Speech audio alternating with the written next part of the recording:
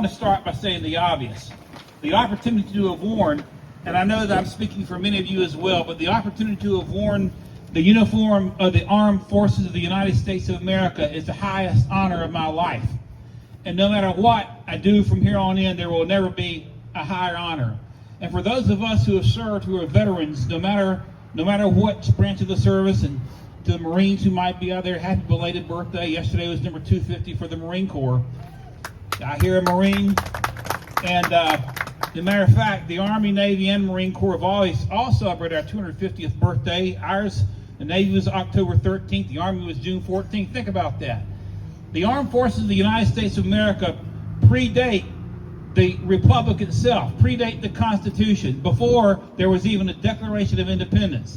There were men at a place called Valley Forge giving their lives not just against British bullets in that summer of 1777, but severe temperatures of 20 degrees below zero. Just think about that, with the high temperatures at the daytime being zero. So we've got it kind of good today compared to what some of those folks have.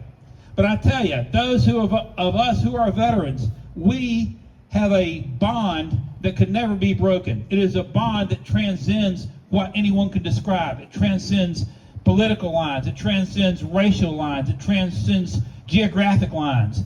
And you know, the national motto of the United States, in addition to God, in God we trust and we do, is a pluribus unum, out of many one.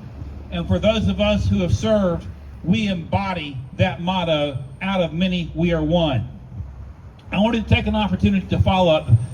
Barry, a moment ago, I talked about some of the cold temperatures that some of our folks have survived. I mentioned Valley Forge a moment ago. It was 75 years ago in Korea, in October of 1950. The United States Marines, 30,000 Marines, were pinned down at a place called Chosin Reservoir, pinned down by 120,000 Chinese in temperatures of 40 degrees below zero. And in the fighting spirit to which they were inbred, they fought their way eventually out of that terrible situation they were in, showing the spirit and the motto of the United States Marine Corps, the United States of America, that we will resist and stand to tyranny. Over Christmas of 1944, the 101st Airborne Division had been pinned down at a place called Bastogne. You know, we were moving in toward Germany finally to take down the Nazi oppressive regime that had really just been a smoldering, tyrannical jackboot over the continent of Europe for nearly a decade. Well, the Nazis decided to counterattack, and there at Bastogne they brought all their forces in a final effort to break the American advance. General Patton was almost at Berlin when he turned the Third Army around, but surrounded by the Nazi armies, and with snow and ice falling all around them, when the Germans demanded surrender, General McAuliffe famously said, "Nuts. It was not going to happen." That is the spirit of the American fighting man and fighting woman.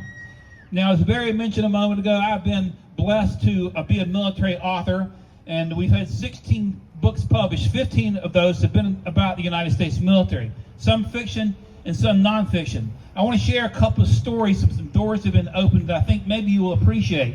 A few years ago, just before COVID, we were talking about opening a military museum of the Carolinas in the Charlotte area. And because I write a few books and have been involved in rules of engagement issues and other issues since going off active duty to try to protect our fighting men and women, I was asked to sit on the board. Well, the museum was never got off the ground, only because COVID sort of put a little block in it.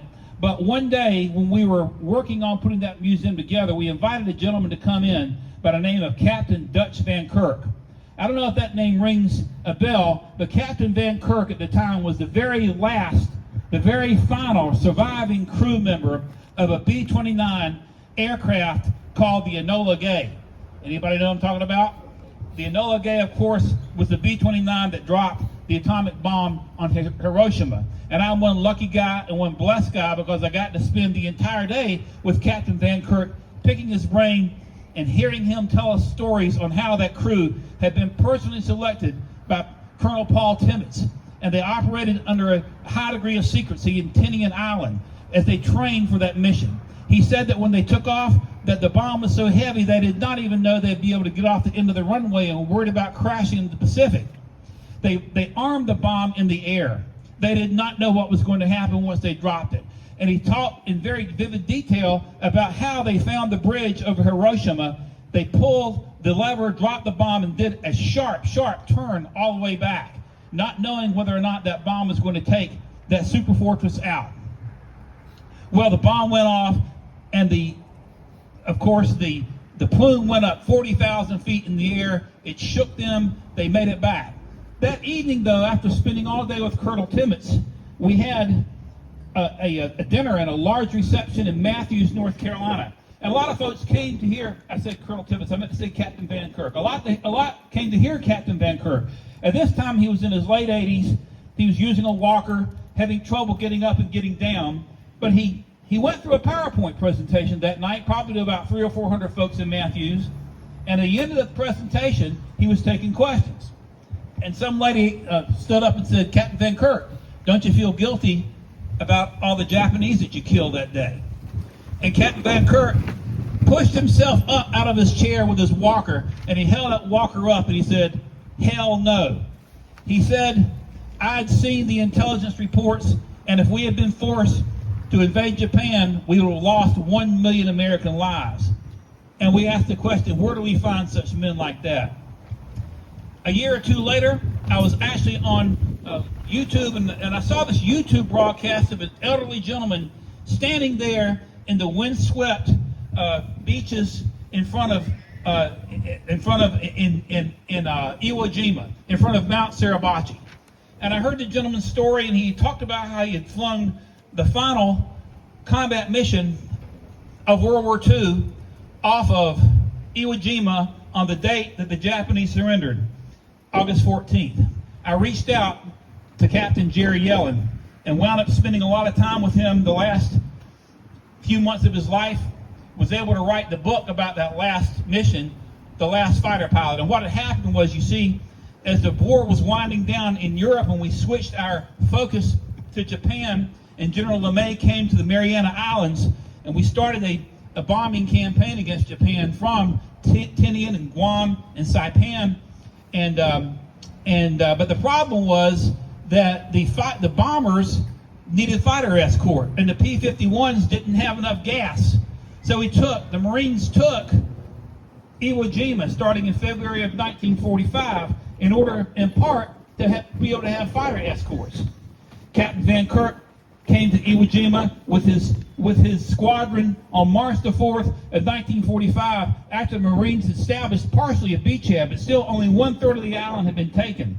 And he told me about how they had to come over that backside of Mount Suribachi and do a very quick dive into the airfield that was right at the base of Mount Suribachi. They had to do that in order to avoid Japanese anti-aircraft fire. And I'll never forget what he told me, and I recorded this in my book, The Last Fighter Pilot. He told me that as soon as he hit the ground, that the stench of dead bodies was so bad that it almost makes you want to throw up. And all along that airstrip, there were Marines piled up, waiting to be buried. That, ladies and gentlemen, is the sacrifice that our veterans and our fighting Marines and men and women have shown for our freedom. For a while, the P-51s were accompanying the B-29s, but after a while, the Japanese air defenses became so weak, we didn't have to have fighter escorts anymore. So the P-51s began to attack on their own. Missions of opportunity, missions of prey. They would hit train stations and other places in Japan. When President Truman dropped the first bomb on August 6th, we asked for the Japanese to surrender. They did not surrender.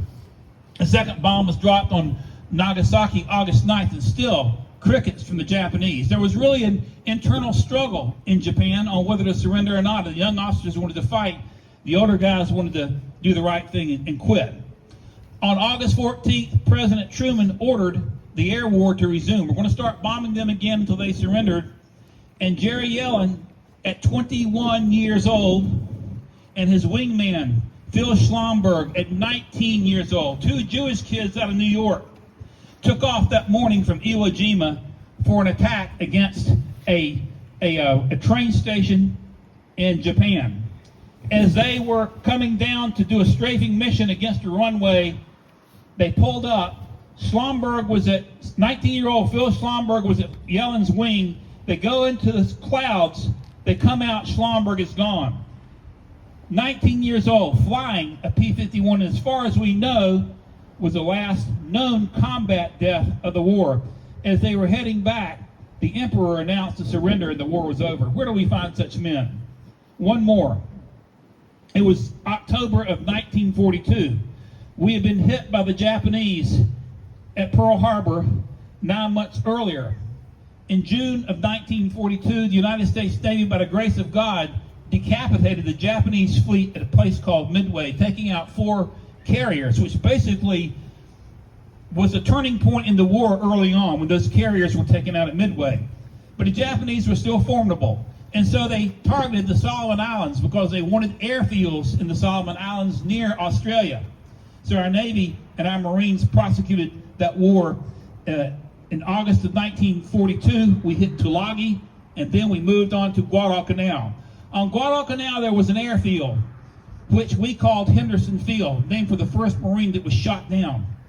And there were 3 great battles on Guadalcanal that year. There was the Battle of Tenarú, there was Edson's Ridge, and the final battle of Guadalcanal, that was the Battle of Henderson Field. The Marine commander left to go to get replenishments from the Navy. General Rupertus was in charge, and on the night of October the 24th, the Japanese launched a massive attack to try to break the Marine lines to retake that airfield. There's a Marine by the name of John Bastogne. Maybe some of you have heard him. He manned his machine gun, 2 machine gun batteries all night long, and when the smoke cleared the next morning, there were only 3 Marines on the line, but they had held the Japanese line, and for that, John Bastogne was awarded the Medal of Honor.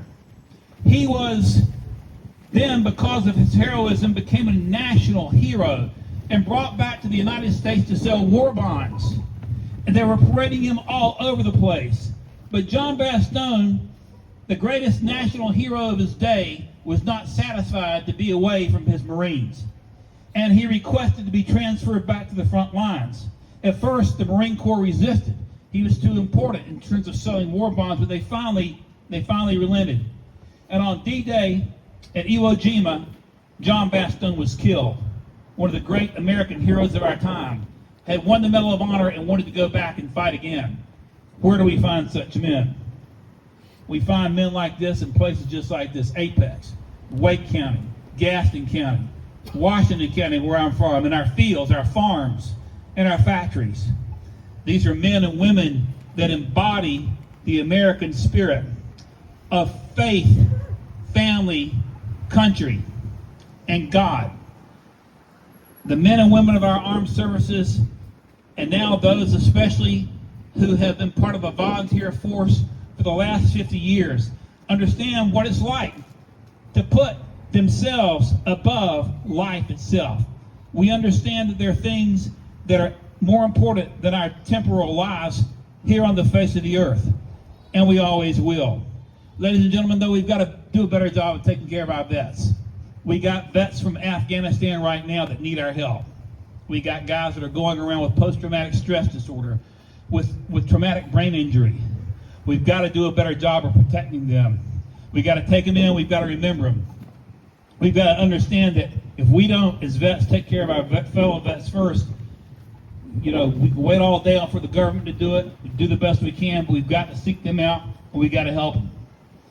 But at the end, we have to remember and understand that from the cold winter at Valley Forge, all the way through Gettysburg and Antietam and San Juan Hill and the Argonne Forest and Pearl Harbor and Midway and Normandy, Iwo Jima, the jungles of Vietnam, the Chosin Reservoir, the deserts of Iraq and the mountains of Afghanistan, we are one. And we stand together because of the great ideal, the American ideal of liberty, the torch of liberty that was lit in 1776 and still burns.